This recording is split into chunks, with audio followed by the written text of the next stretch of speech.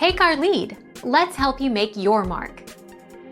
Our goal is your satisfaction. Let us show you the way. Instructions. In a medium bowl, combine tuna, mayonnaise, celery, onion, relish, lemon juice, and garlic. Season to taste with salt and pepper. I like half a teaspoon salt and 1/4 teaspoon pepper. Serve immediately or cover and chill until serving.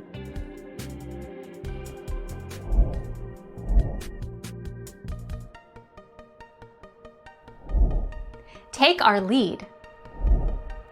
What do you eat tuna salad with? On a lettuce wrap with some avocado. In a sandwich with some lettuce, tomatoes, and avocado. Alongside a veggie-filled soup like this broccoli cheddar soup or tomato basil soup. With fresh fruit or this fruit salad recipe. As a dip with pita chips and fresh veggies. Thank you for watching. Please subscribe and hit the bell notification.